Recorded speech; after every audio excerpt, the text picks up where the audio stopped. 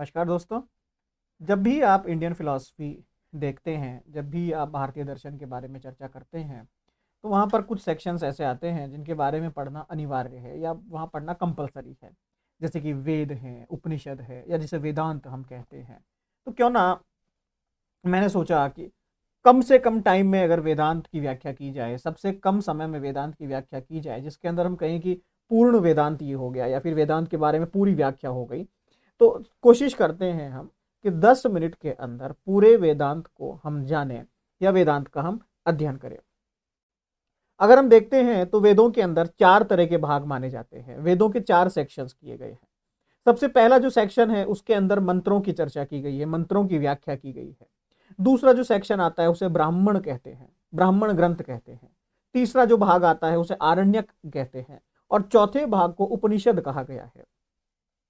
उपनिषद को कई जगह पर हम देखते हैं तो इसे वेदांत के नाम से भी जाना जाता है, जिसकी अलग अलग व्याख्याएं हैं कि इसे वेदांत क्यों कहा गया है।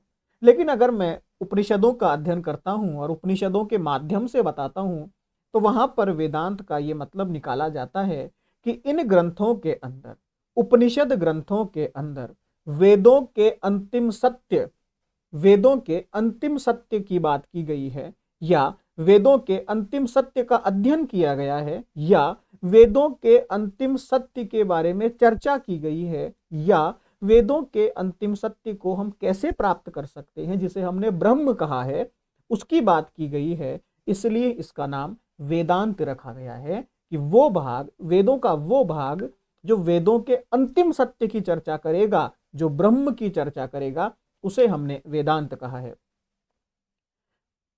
हर वेद की अलग अलग संहिताएं हैं, ब्राह्मण हैं, आरण्यक ग्रंथ हैं, सब कुछ अलग अलग है। अगर मैं कहूं कि उपनिषद कितने हैं, तो कहा गया है वैसे तो कि 200 से भी ज्यादा उपनिषद हैं।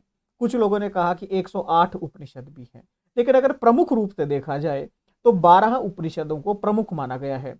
जैसे कि आपके केन उपनिषद, कठ उपनिषद, प्रश्न उपनिषद, ठीक है। इस प्रकार के 12 अलग अलग उपनिषद हैं। मांडुक्य है, तैत्रेय है, ऐत्रेय है, छांदोग्य है, श्वेताश्वर है। इस तरह से कुछ 12 अलग अलग उपनिषदों की व्याख्या या 12 अलग अलग उपनिषदों के हमें एविडेंसेस मिलते हैं, या जो 12 उपनिषद जो अस्तित्व में हैं। उपनिषदों की अगर मैं बात करता हूं तो उपनिषदों के अंदर उपासना और ज्ञान के बारे में मुख्य रूप से चर्चा की गई है। किसकी उपासना करनी है, ब्रह्म की उपासना किस तरीके से करनी है, कौन सा ज्ञान, ब्रह्म का ज्ञान। तो यहां पर उपासना और ज्ञान के बारे में चर्चाएं की गई है। उपनिषद 2 तरह के ब्रह्म ज्ञान की बात करता है। एक है आपका परा ज्ञान और एक है आपका अपरा ज्ञान। परा और अपरा का जो ब्रह्म ज्ञान है उसके बारे में उपनिषद ने विस्तृत चर्चा की है। बेसिकली देखा जाए तो उपनिषद वो भाग है जो कि वेदों का सार भी कहलाता है। उपनिषद वो भाग है जहां पर वेदों का लगभग जो कंक्लूजन है वो वहां पर डाला गया है।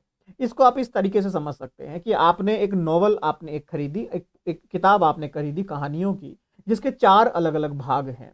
जहां पर पहला भाग, दूसरा भाग, तीसरा भाग, तो चौथा भाग हमारे लिए इंपॉर्टेंट क्यों होता है? क्योंकि उसमें कंक्लूजन होता है, उसमें निष्कर्ष निकलता है। आपने बाहुबली मूवी देखी थी, फर्स्ट बाहुबली मूवी जब आप देख रहे थे तो लास्ट में निकल कर आया कि ये पिक्चर अभी बाकी है। तो हमारे मन में जिज्ञासा आई कि अब क्या होगा, अब क्या होगा, कंक्लूजन में क्या होगा, इसका निष्कर्ष क्या निकलेगा। तो वेदों ने जिज्ञासा शुरू की, वेदों ने आपके मन में प्रश्न खड़े किए और उपनिषदों ने उनका जवाब दिया। तो उपनिषद वो भाग हैं जिनके अंदर गुरु और शिष्य के वार्तालाप हैं, डिस्कशंस हैं, कॉन्वर्सेशंस हैं बिटवीन गुरु एंड शिष्य। शिष्य की कुछ जिज्ञासाएं हैं जिन्हें गुरु शांत करने की कोशिश कर रहे हैं। फॉर एग्जाम्पल अगर हम देखते हैं तो आपके श्रीमद् भगवद गीता आपने सुना होगा, फेमस है। वहां पर क्या है, conversation between Krishna and Arjun. तो वहां पर भी डायलॉग्स है, वहां पर भी वार्तालाप है। किस किस के बीच में? कृष्ण और अर्जुन के बीच में। तो कहने का तात्पर्य कि उपनिषद का शाब्दिक अर्थ भी यही है कि जहां पर गुरु और शिष्य बैठकर सत्य की चर्चा करें, ज्ञान की चर्चा करें, और जिसका निष्कर्ष जो हो एक वास्तविक सार्थक ज्ञान हो। तो जितने भी उपनिषद हैं आपके, ऐत्रेय हैं, तैत्रेय हैं, केन हैं, कठों हैं, जो भी आप देखते हैं, उन सभी के अंदर अगर आप देखेंगे तो वहां पर कॉन्वर्सेशन आपको मिलेगा, वहां पर एक डिस्कशन आपको मिलेगा, एक वार्तालाप वहां पर आपको मिलेगी, जहां पर गुरु और शिष्य के बीच में वार्तालाप चल रही है।